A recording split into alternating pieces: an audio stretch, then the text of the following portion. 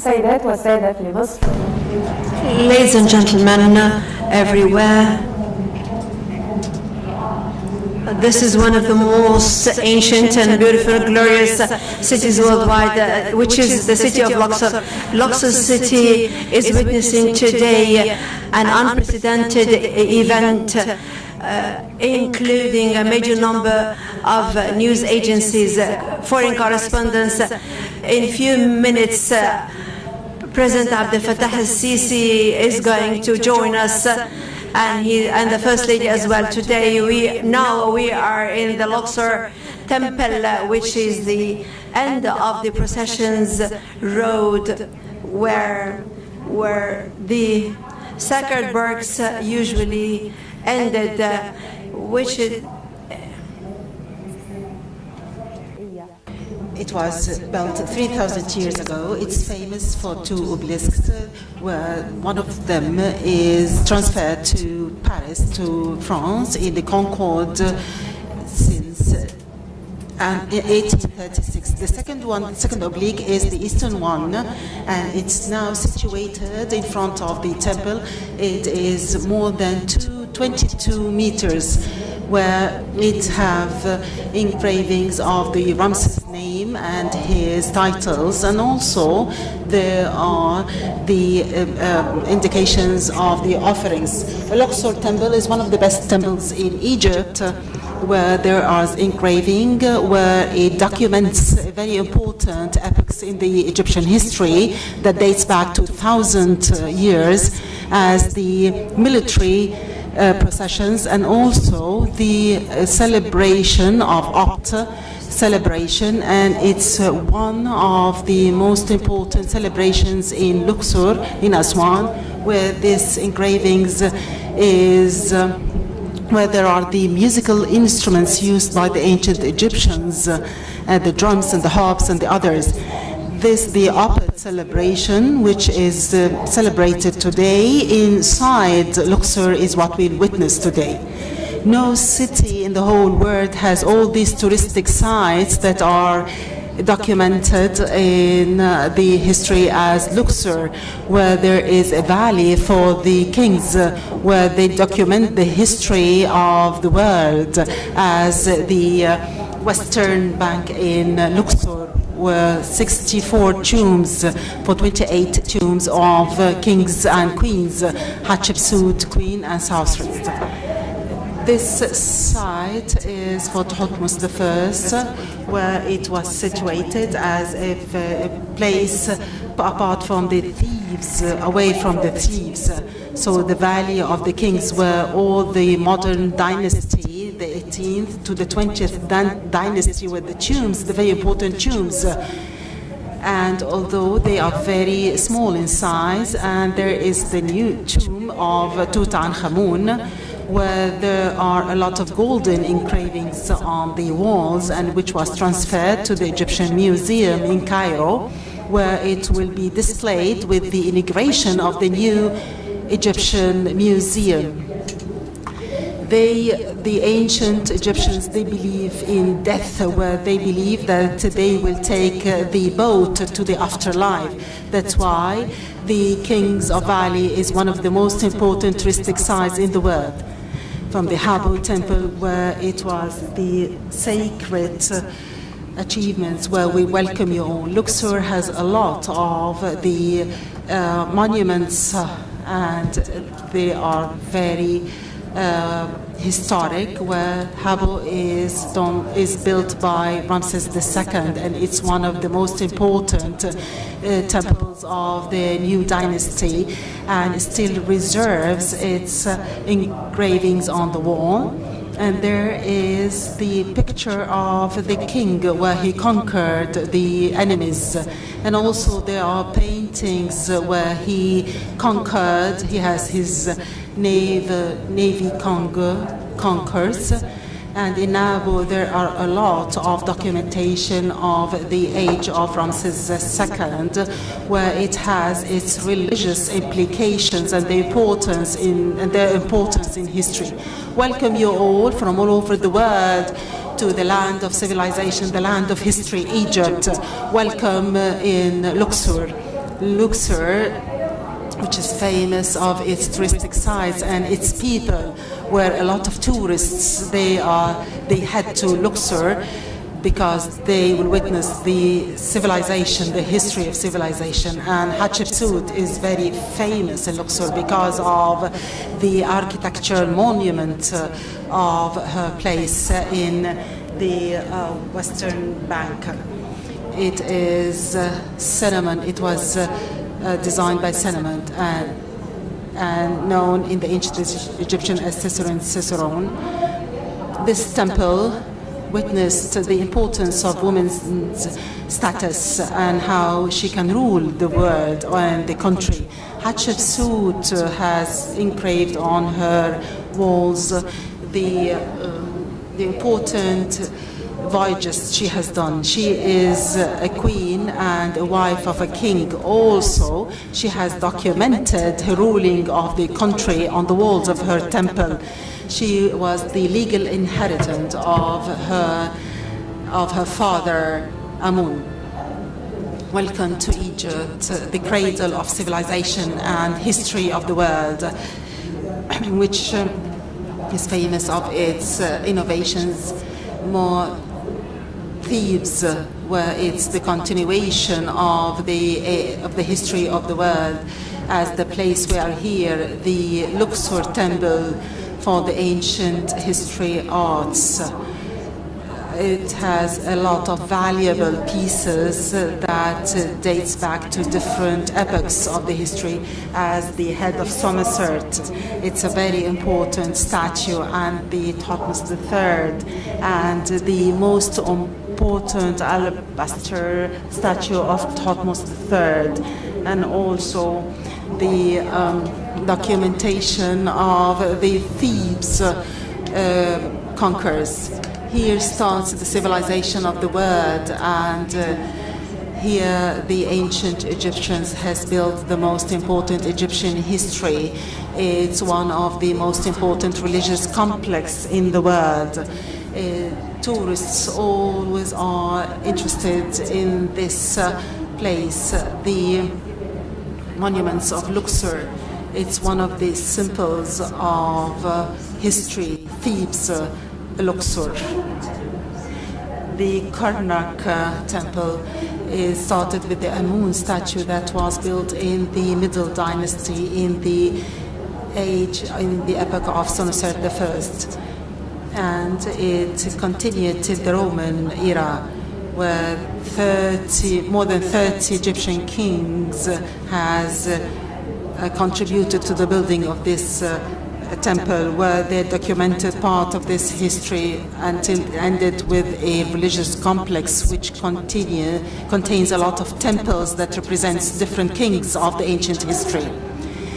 Karnak complex is of 4 parts: Amun-Ra temple, Amut, Montu, and Amhotep IV. In addition to a number of small temples, the avenue of Sphinx that lead to the Karnak temple, it was the Wat Nasr before. It is 2,700 meters, and also with the width of 67 meters.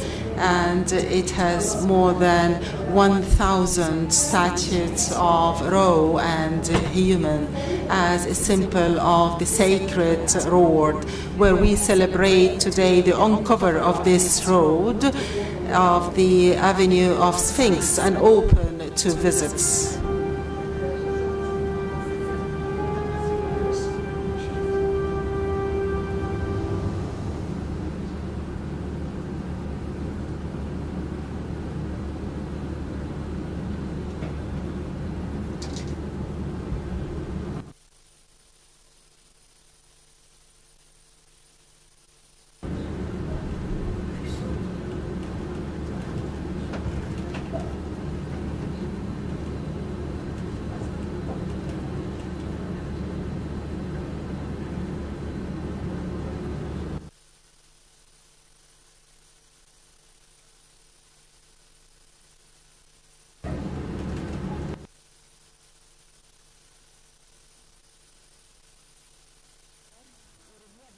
النهر وده لارتباط هذه الاحتفالية الهامة بفيضان النيل.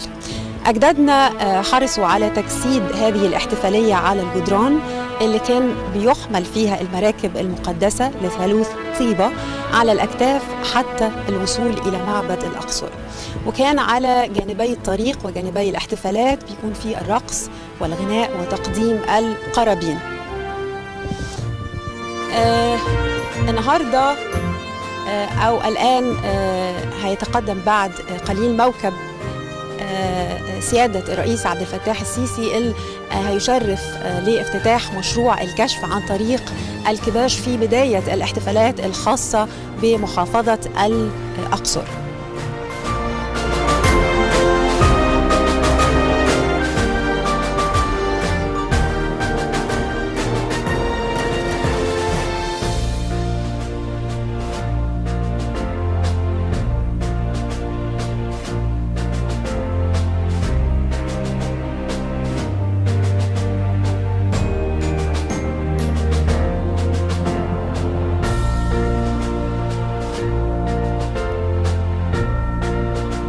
حرم السيد الرئيس عبد الفتاح السيسي للمشاركة في هذه الاحتفالية. إذن السيدة حرم رئيس جمهورية مصر العربية تشاركنا في معبد الأقصر للمشاركة في هذه الاحتفالية، وبعد قليل سيصل إلى معبد الأقصر سيادة الرئيس عبد الفتاح السيسي لافتتاح مشروع الكشف عن طريق الكباش وبدء الاحتفالات الخاصة بالأقصر.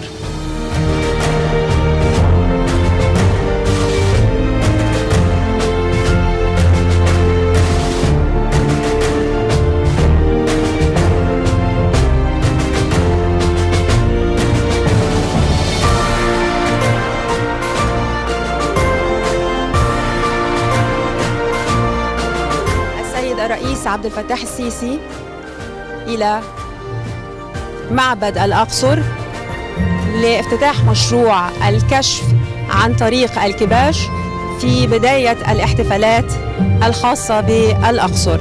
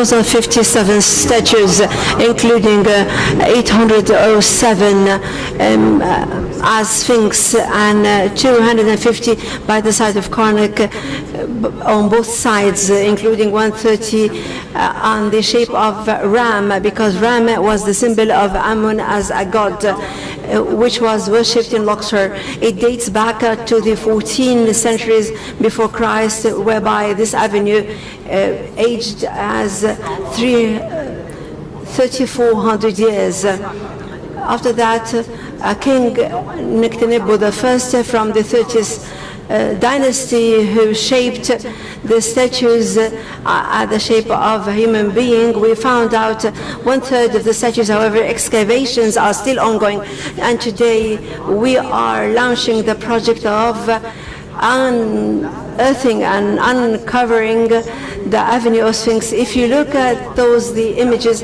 this is the initiation of unearthing the avenue. The first statue was found in the western side in 1948. Since then, excavations keep on going and stopping and then resuming. However, all of the staff members were Egyptians. However, the major part of the work was between 2004 to 2017, and the state actually launched a project in order to unearth the avenue, and according to your own directives, we resumed the avenue excavation. This will be an added value, and that's why we can call Luxor as an open-air museum. This avenue connects between the Karnak and the Luxor. The Karnak is a complex of temples, and here is Luxor Temple.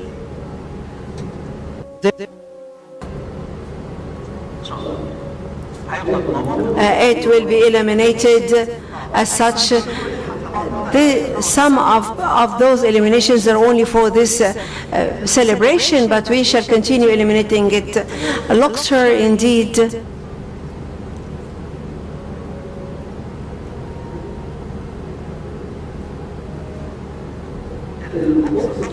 Luxor, indeed, is a city registered on the International Heritage since 1978. Luxor encompasses the largest complex of monuments worldwide on both sides, eastern and western, diversified monuments. However, in this event, we want to promote Luxor as a monumental destination as well as other aspects.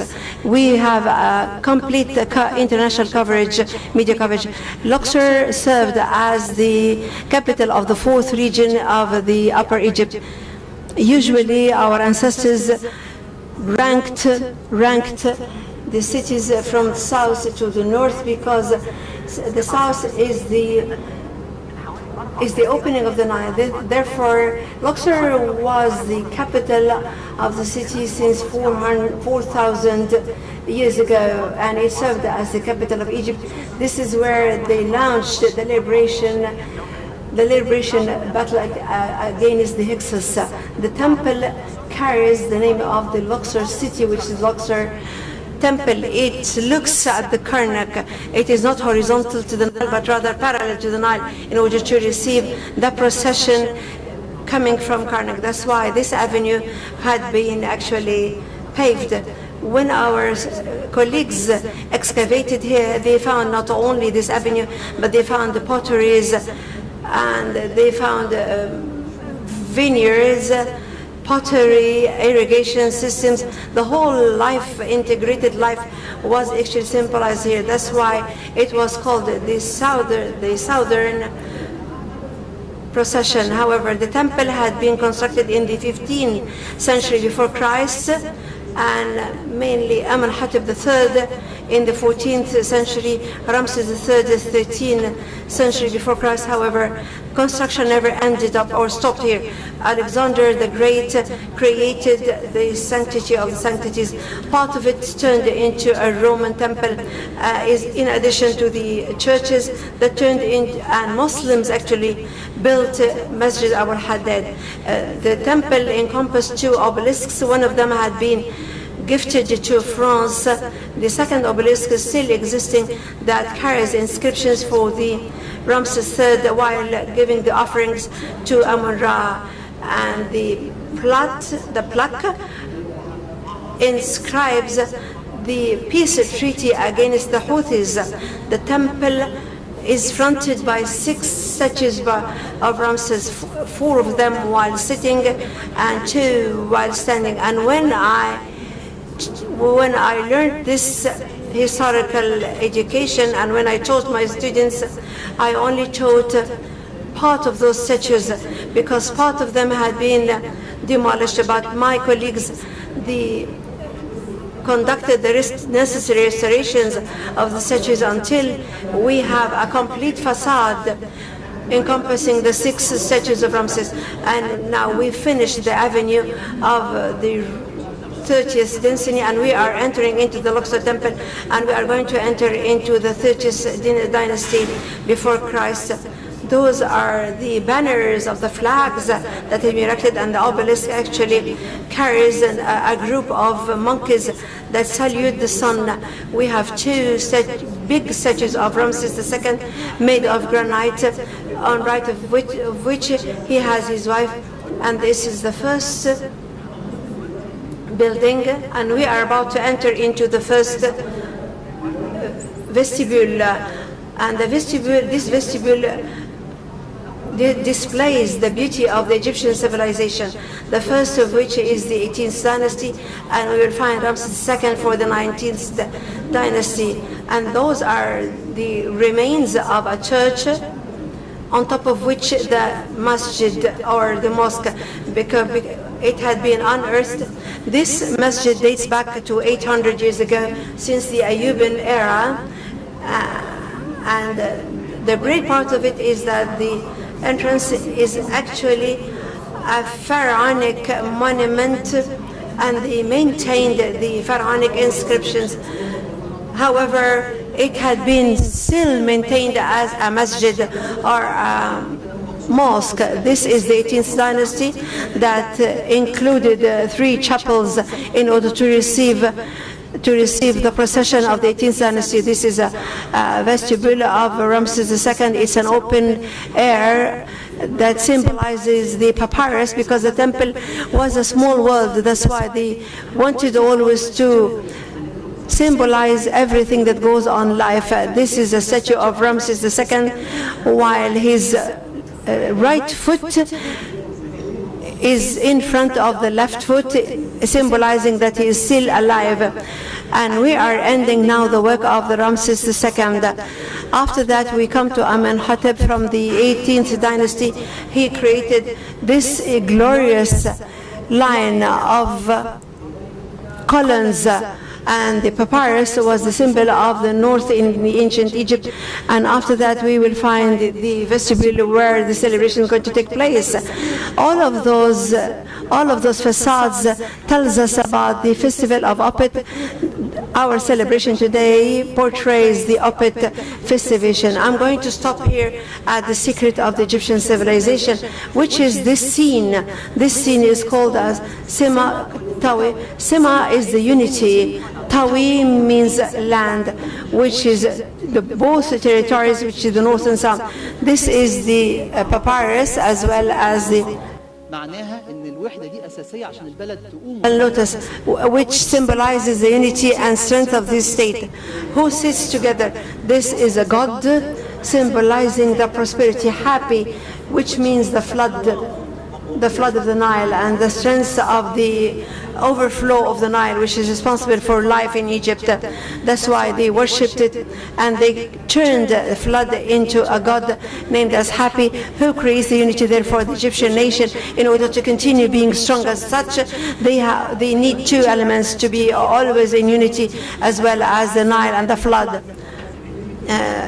Together with me, I have my colleague Manel, one of the restorators who stood at this scavenge, and she wants to thank you. We would like to welcome you to Luxor city, which turned into a bride because of your presence here.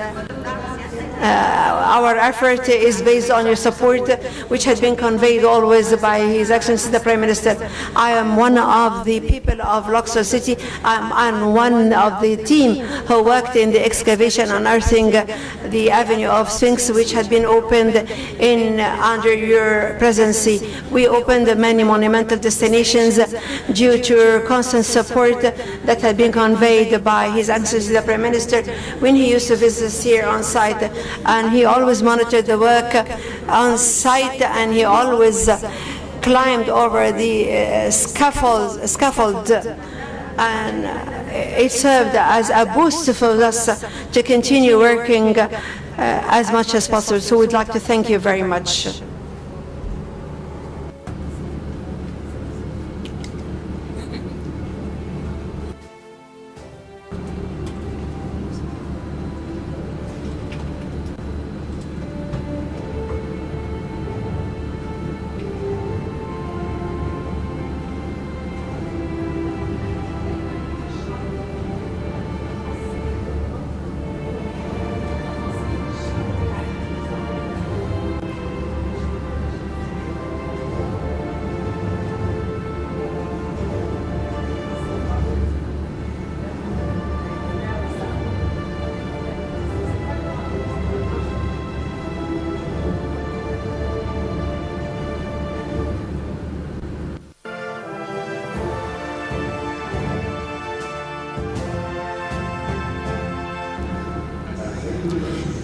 Mr. President Abdel Fattah el-Sisi, the President of Egypt.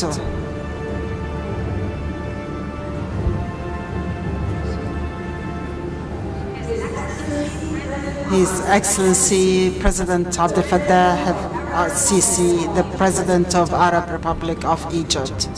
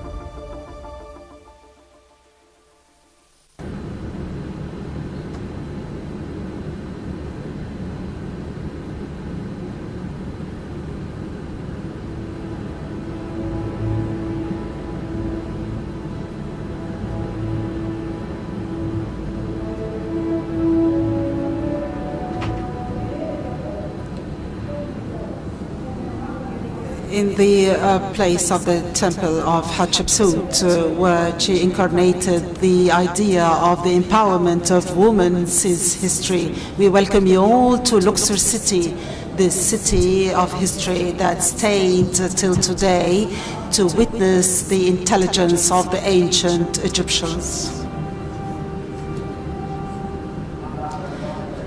In Habu Temple, where it has the sanctuary and the victory, we welcome you all to Luxor, the land of glorification, the land of the ancient Egyptians. We welcome you all to this historical day inside Luxor with the presence of His Excellency President Abdel Fattah el-Sisi and his wife. In the bank of the Nile, where they discovered Tutankhamun temple and all his treasures, this very spectacular tomb with the kings and queens of the ancient Egyptians. We welcome you all to Luxor, the city of the treasures.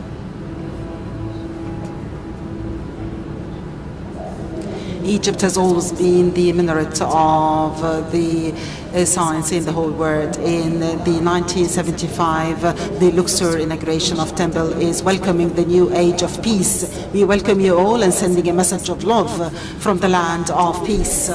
We would not exaggerate to say that every part in Egypt has monuments and treasures because it's the land of civilization. We welcome you to Luxor, the land of the kings and the beauty and the charm. The same way of the avenues of Sphinx and on the banks of the sacred lake, we reach the complex of Karnak temple with all its treasures of our ancestors, the ancient Egyptians. We welcome you all to Luxor, the city of history.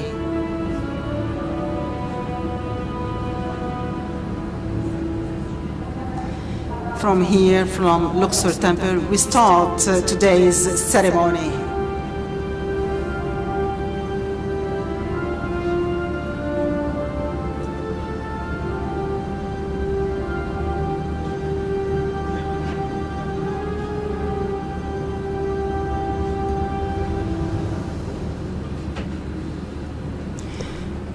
Mr. President Abdel Fattah al-Sisi, the President of Arab Republic of Egypt, and his wife. Welcome guests and dear dignitaries.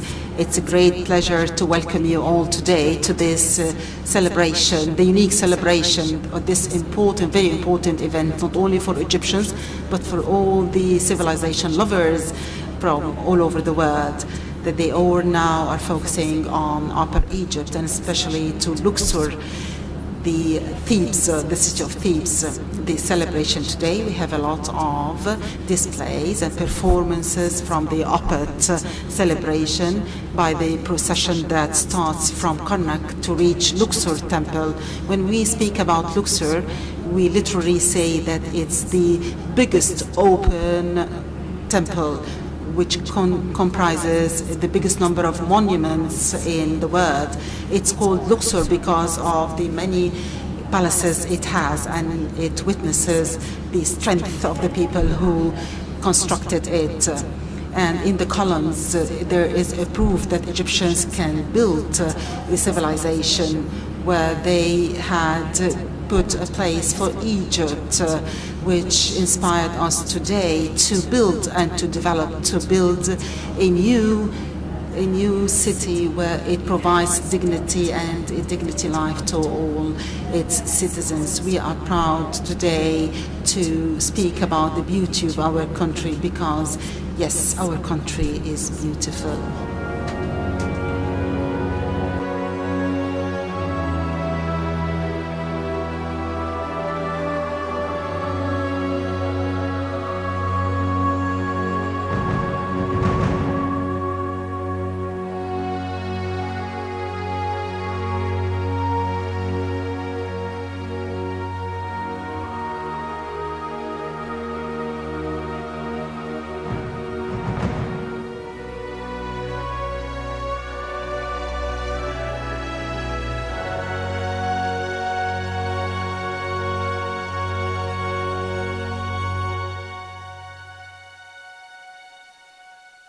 هنا في جنة على أرضنا وجالنا العالم قال هنا مكاننا من بداية الحياة من كل البلاد بلدنا فيها حجر بينطق تاريخنا ونيل يشهد يعيش جوا روحنا هنا بداية الحياة.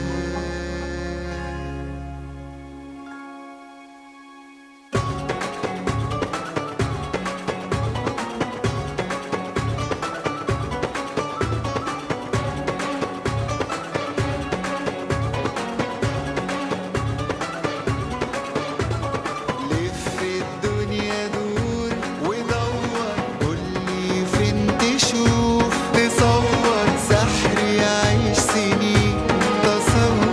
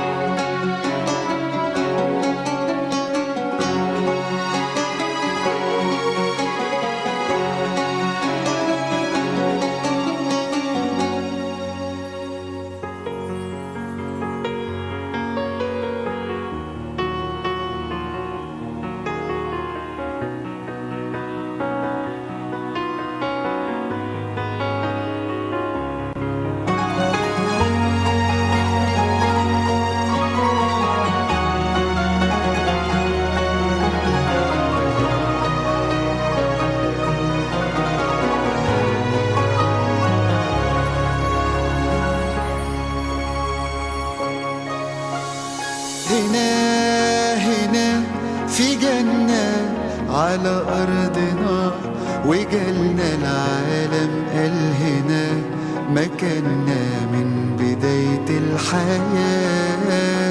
من كل البلاد بلدنا فيها حجر بينطق تاريخنا، ونلي يشهد يعيش جوا روحنا هنا بداية الحياة. لف الدنيا دور ودور، قولي فين تشوف، تصور سحر يعيش سنين، تصور كل ده عندنا. Searching through and through, my journey leads me back to you. And in the valley of the kings, it's always here I feel complete. حلو وناسها حلو، شوفوا الجبل شوفوا الخيال وشوفوا نيلنا. حلو بلدنا حلو، الكون بحاله وبجماله مش في جمالنا. ولف الدنيا دور ودور، قولي فين تشوف، تصور سحر يعيش سنين، تصور كل ده عندنا.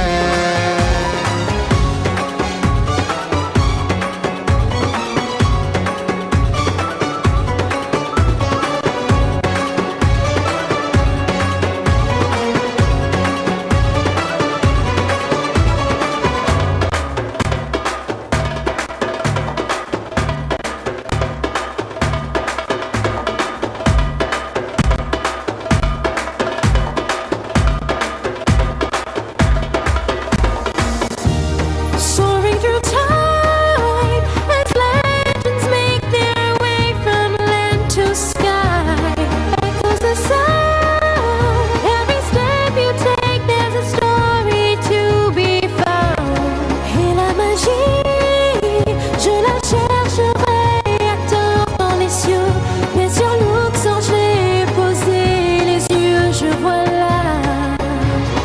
We believe in our dreams. في الدنيا دور ودور، قولي فين تشوف، تصور سحر يعيش سنين، تصور كل ده عندنا.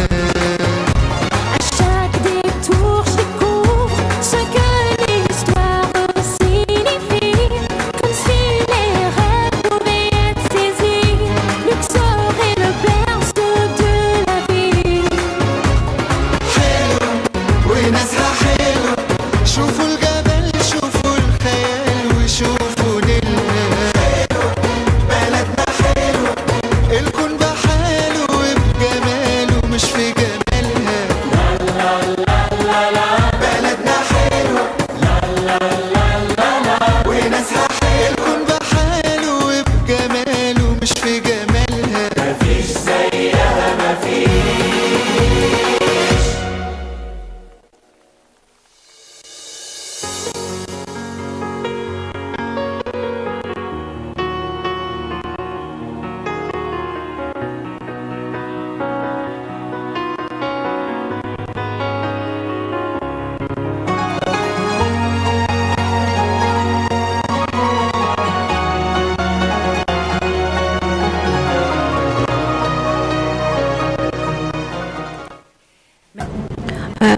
Amun city, the south of Heliopolis, which is the symbol of strength. All of those are names to Luxor city, which is one of the most beautiful cities of Upper Egypt. Luxor city is filled with life and activity, such as the inflow of the Nile that is embraced within the city. The Nile as a great river, as named by our ancestors, which had been respected and sanctified by the Nile. The Corniche of the Nile is not only a monumental site, it had been developed to stretch over 1,200 kilometers, turning into one of the most important sites of the city. Nevertheless, the most beautiful item of Luxor is the people who always have smiling faces and very hospitable. It is the spirit of the Luxor. It's the extension of its civilization as well as the construction of civilization. They are the custodians of the civilization as well as the monument of Luxor, people of Luxor.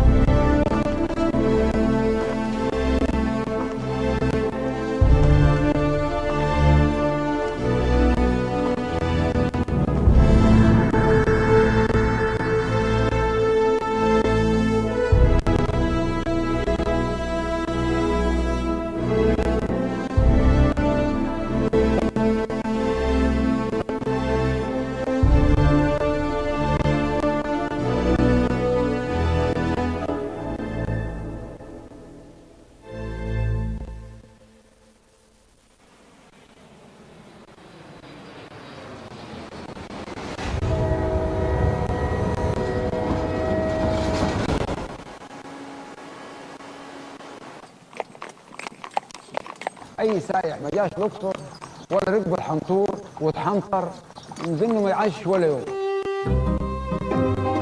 في اكيد سر في الاقصر. ايه سر الاقصر؟ فيها سر عجيب بيجذب الناس. فيها اكبر ارث حضاري وثقافي البشريه جمعاء. عندنا الشمس والخضره. النيل لوحده سر.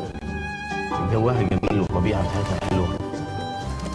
الأقصر هي أيقونة الحضارة المصرية القديمة، هي المكان واضح جدا فيه كل مقومات الحضارة المصرية.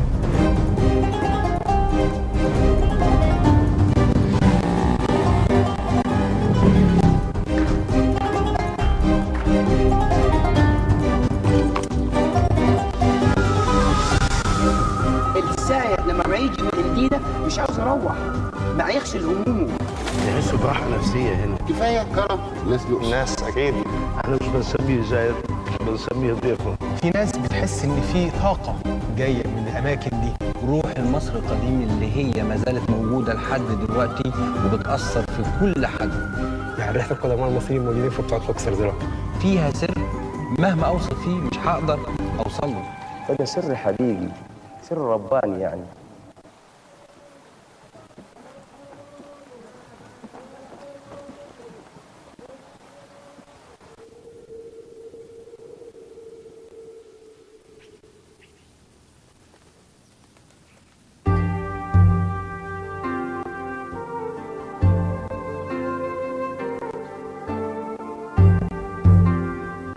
بس أنا سمعت يا دكتور إن الأقصر من أغنى بلاد العالم في الآثار وفي الشهرة وفي التاريخ، هل ده حقيقي؟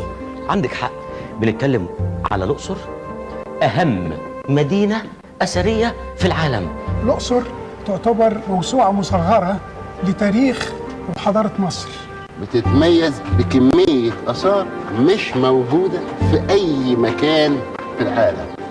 بنتكلم على أكتر من 4000 سنة عمر تقريبا. بنتكلم على تنوع غير عادي. الدولة القديمة، الدولة الوسطى، الدولة الحديثة، العصور المتأخرة، الفترة اليونانية، الفترة الرومانية، في تنوع غير عادي. يمكن الأقصر هي المكان الوحيد اللي بتتفرد بوجود هذا الكم الزاخر من الكنوز.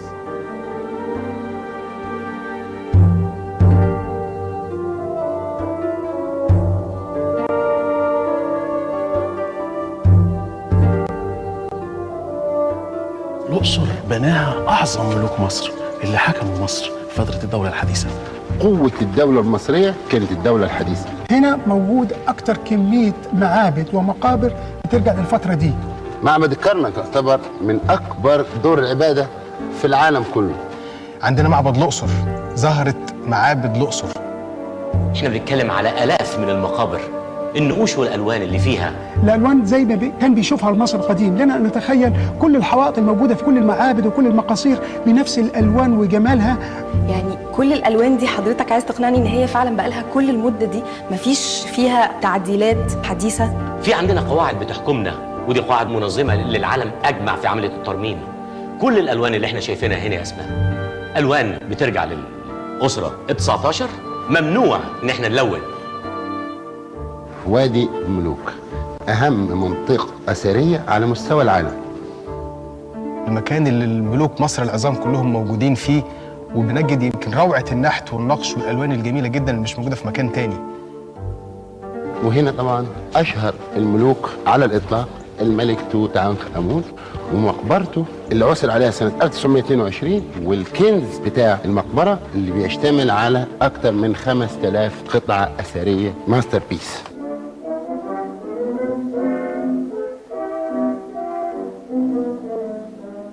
جدي ابتدى هنا سنة 1907 كمصور مصري، سايب حوالي 1940 صورة صور بالكاميرات دي. كل دي صور نادرة، أغلبها في حدود ال 100 سنة، ومغطية الصعيد كله من أبيدوس لغاية النوبة.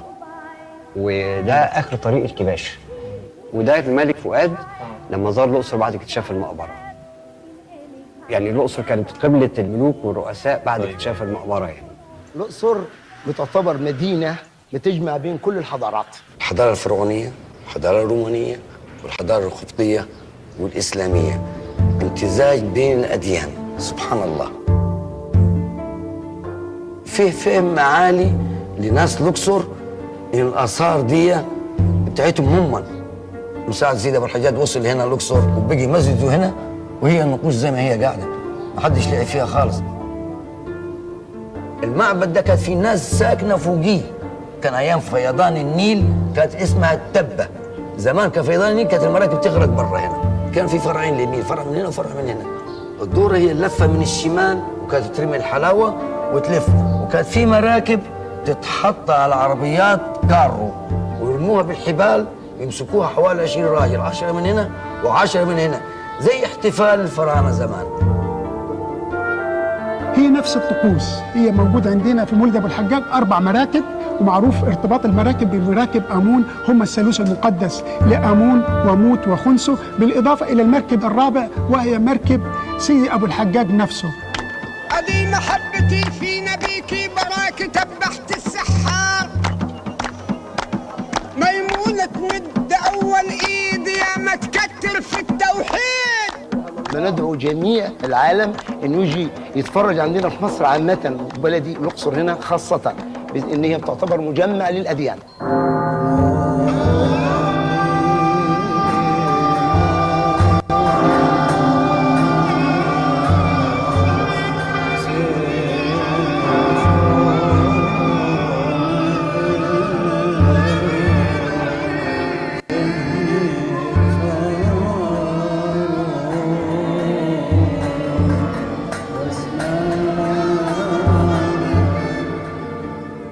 دير الشهداء ده دير من القرن الرابع، بنته الملكة هيلانا على أجساد الشهداء، وبيحكي تاريخ آبائنا وأجدادنا وتاريخ إسنا بالذات.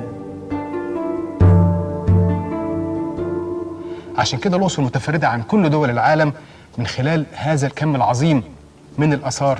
ده يمكن اللي خلى الإنسان المصري القديم اللي عاش هنا امتلك مقومات التفوق، وعمل الحضارة اللي احنا شايفينها لغاية دلوقتي محفوظة. اللي احنا شايفينه بس ده لسه كمان غير الحاجات التانية، احنا في عندنا اكتشافات كل يوم بتطلع. بص في الحته العاليه دي ولا مهلك.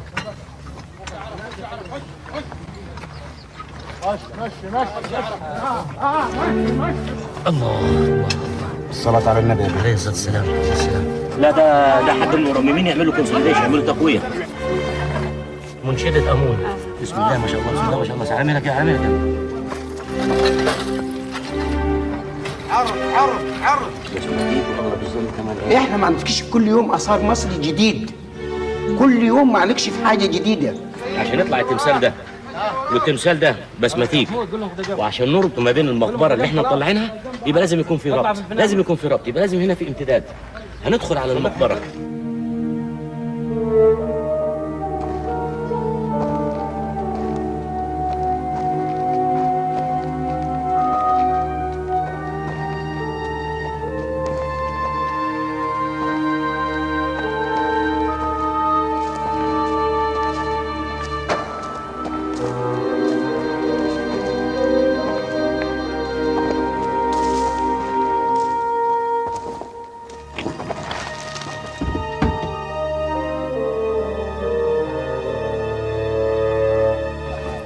الأقصر اتغيرت تغيير تام في الفترة الأخيرة. أسلوبنا في الترميم بدأنا نكشف عن أماكن. ده تمثال المفروض إن هو بتاع الملك نختلبه الأول، بناخد التمثال ده وبنعمل له ترميم. احنا أمام تمثال الملك تحتمس الثاني من ملوك الأسرة 18، واحنا دلوقتي في إطار مشروع لإعادة ترميمه واستكماله بأيدي مصرية وفريق مصري خالص.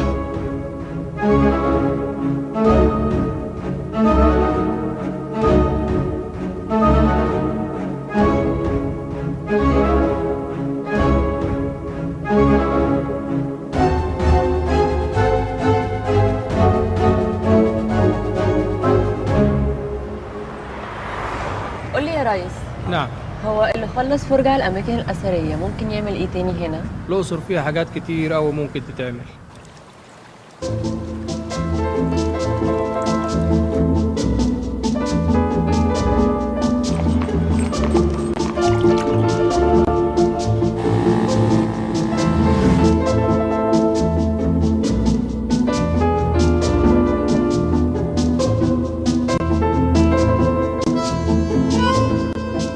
عندنا مقومات سياحية أكتر بكتير جدا من الآثار.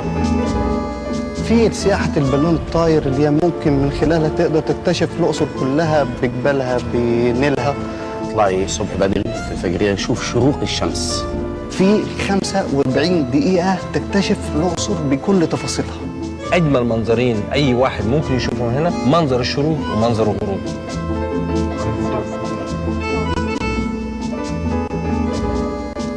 تتفرجي على الطبيعة بتاعت الأقصر من فوق، وتتفرجي على المعالم السياحية كمان.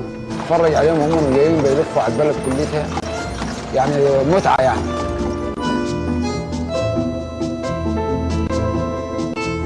ايه ممكن تاني اعمله هنا لو جيت الأقصر؟ الأقصر الله أكبر على النيل، والفسحة بالمركب الشراع الفلوكة والشاي مع الغروب.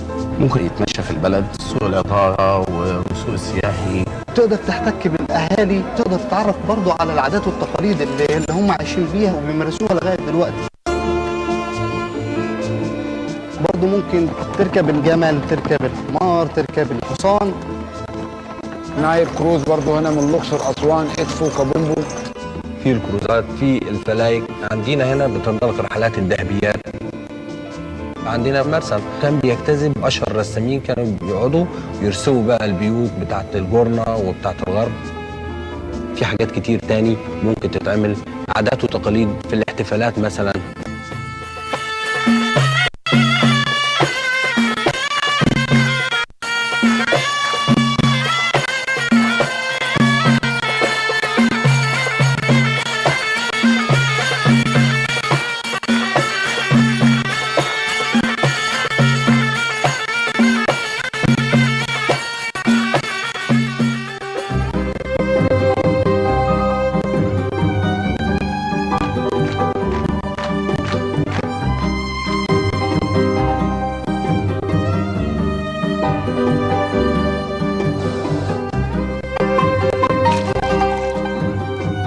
الأقصر هي مقصد سياحي متكامل فيها كل حاجة، بالإضافة طبعا للآثار اللي هي بتميزها، لأن الأقصر تعتبر أكبر متحف مكشوف في العالم. هي موقع مصري مسجل على قائمة التراث العالمي لليونسكو من سنة 1979. الأقصر فيها كل أنواع الآثار اللي ممكن تنتظرها، ولكن الأقصر مش بس آثار عظيمة، في سائحين بيجوا مرة واثنين وثلاثة في السنة، لأن الأقصر ما تتشافش في مرة ولا في مرتين ولا في ثلاثة. اتفضل. في كمان ناس كتير جدا أجانب قرروا أنهم يقيموا لفترات طويلة في هذه المنطقة السياحية الأثرية الرائعة والفريدة. كتير من الناس بعد ما تقضي حياتها كلها في ضغوط عمل وحسابات وتعقيدات وتعاملات إنسانية قد تكون صعبة، بيبحثوا دايما على العيشة في مكان هادئ آمن مع ناس طيبة بسيطة محبة للحياة، وسط حضارة ثرية، وسط طبيعة خلابة، وسط شمس زي اللي احنا موجودين فيها في الشتاء، بعيد عن الجو البرد القارس في دول أخرى. ربنا ادانا نعمة كبيرة قوي، ادانا شواطئ، ادانا شمس، ادانا جو حلو، ادانا ناس طيبة، واجدادنا سابوا لنا حضارة تميزنا عن اي دولة تانية في العالم. هي طول عمرها نبدأت الاجانب من زمان قوي، في بقى اللي بيجي للاستشفاء، في اللي بيجي للهدوء والسكينة. انا اعرف ناس عايشة هنا شارية بيوت وليها بال10 و20 سنة، لدرجة ان بعض منهم بيحاول يقلد المصريين في كل حاجة، في اللبس بتاعه، في عاداته. I first came here to Egypt to visit in 2006, and on the very first day I knew in my heart I needed to stay here because the ruh of the people here today is exactly the same as it was thousands of years ago. So I bought land and built this house. I designed and built it myself. This is the perfect place for me to be painting here in Luxor. أنا سمعت إن أنت بتتكلم عربي، ده صحيح؟ صح، أنا بتكلم شوية عربي عشان بعد 15 سنين لازم بتكلم شوية. طب أنت بتقضي يومك إزاي هنا؟ أنا صاحي بدري عشان بحب نور الشمس، في إفطار وجرجير ولبن جاموسة وحاجات زي كده، بحب لازم. When I came to Luxor 25 years ago, I had a dream, and my dream was to build a place. I think there is something magical about Luxor, especially Luxor West Bank. I can't explain it, but I can feel it. So what you have here, you can't find it anywhere else in the world. So it's so rich, it's fantastic. بلدنا جميلة جدا، بلدنا آمنة جدا، بلدنا فيها كل حاجة، وأهم حاجة المصريين الطيبين اللي فاتحين دراعتهم لكل ضيوفها من كل دول العالم.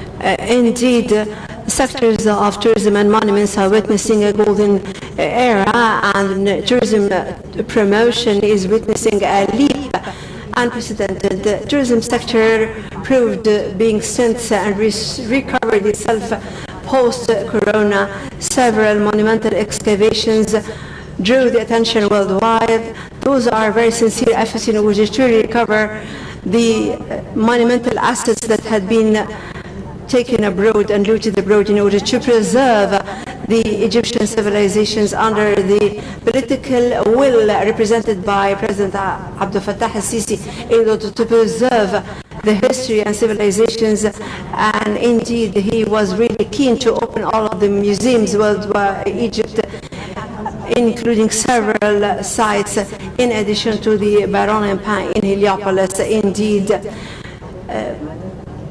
President Sisi received the mummies parade, and he opened the Museum of Egyptian Civilizations. Those are concerted efforts in order to upgrade the Egyptian position. Ladies and gentlemen, join me in welcoming His Excellency Dr. Khalid Al-Anani, Minister of Tourism and Antiquities.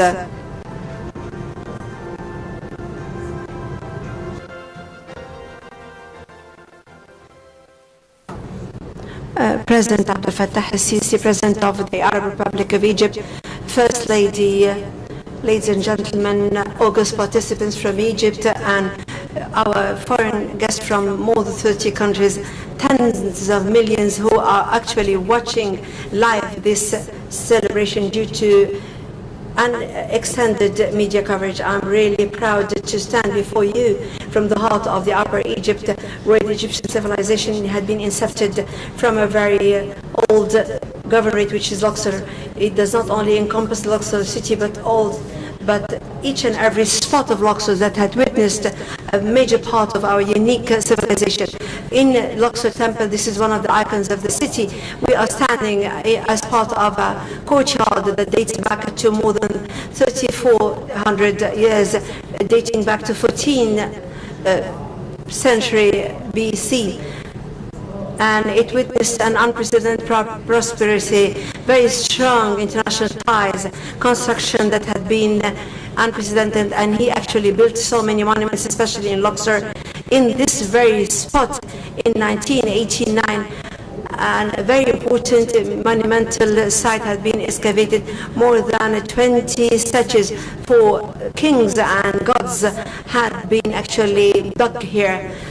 The courtyard was actually a place for celebrations. That's why we actually chose this spot in order to hold this celebration. As part of this is the Uppet festivals. Today we are celebrating what an Excellency President allow me to quote you, which is to introduce Luxor in a new robe. And indeed, if this main event to end the unveiling the avenue of Sphinx, and in this regard, I don't know who to thank. The first statue with the head of the human being had been dug in 18 March 1949 by means of an Egyptian archaeologist, and since then and throughout 70 years Egyptian archaeologists are pursuing this road, and I would like to commend them and salute them. This project is not strictly underground but also overground and surface. So many buildings that had been over this road. It was very wide to open this road and connect between Luxor and Karnak, because Luxor to deserve the title of the largest open museum worldwide. So I would like to salute all of those who are responsible for Luxor since 2004. However, the project stumbled in 2011. However, by the second mid-term of 2017, because President Sisi commissioned the engineering department for the armed forces, had been commissioned to continue. The monumental efforts are going to continue throughout several years. We excavated 250 statues with the head of rams and 800 plus with the human head, because the ram headed statues dates back to 14th century before Christ, and the statues that are bearing human heads is dates back to 4th century before Christ, and we only found 1/3 of the statues. The rest of them are only the bases. But throughout the last 4 years, my peers, colleagues, restorators discovered 4 heads. Therefore, we are going to continue in this monumental effort. This celebration is not restricted only to actually announce the end of unveiling the Avenue of Sphinx. However, it has several objectives, including the optical identity project, and the design had been created by the GOC students, had been implemented by the engineering department of the armed forces under the supervision of Luxor governorate. What happened about the optical identity? It is easy for me to say what did not happen. According to the promotion movie, actually people were watching through the airplanes. They used the hantur, or the horse carriage. Also the boats are unified in terms of looking squares, streets, sites. Everything had been included into the optical identity. The second objective is to promote Luxor as a city. I don't believe in figures when they say that Egypt encompasses 1/3 or 1/8 of monuments, because I can simply say that our monuments are incomparable and we cannot actually relate it in ratio. Those are unique group on selected monuments. Praise be to Allah, we have these treasures. The new promotion strategy that had been created through an expert office told us that during the upcoming phase and post-corona, when you promote Egypt, you have to actually promote Egypt in the sense that it is a youth country, outgoing, modern through tourism activities. However, it holds very dear at heart the civilization, in addition to organizing several events, because those events is a message, sending a message to safety and security and the treasures, which will actually encourage and attract visitors. The last point, but it not the least, which is establishing and reinforcing loyalty and belonging to Egypt. We actually witnessed the response and the reaction among each and everybody regarding the Mummies Parade and how they discovered something that had been hidden. The event includes several episodes. However, the next episode is part and parcel of the celebration. It's an artistic celebration that had been inspired by Opet Festival, one of the most important festivities that happened on the second month of the flood every year. And by the way, it had been titled as Ipit, and which is the title of the second month of the Coptic calendar, which is Baba. It corresponds to the old festival that had been celebrated by our ancestors. It started on the land and it returns back through the river. After that, it reversed. What's the relation between this festival and the Nile? It had been based on flood, that's why they had always returned through Nile. And we also found monuments from the 18th dynasty. We are talking about 3,400 years. The festival started in 11 days that had increased to 27 days. It continued according to the promotional movie in the Mulid of Abu al-Haggag. When they celebrated the Mulid, they carried the boats, because we are all one texture throughout thousands of years. I would like to extend my sincere thanks to His Excellency President of Egypt for supporting tourism and monuments, and support encompasses a lot of things. Personal monitoring, you actually adopted this event and you gave us directive to actually display Luxor in a totally different shape, and also being here with us represents a lot of symbols. And I would like to extend my sincere thanks to the Prime Minister for overseeing the collective work, because this work is not restricted on one single tourism. His Excellency the President visited Luxor 2 or 3 times, and he climbed over the scaffolds and also he toured through the city, and I'd like to extend my sincere thanks.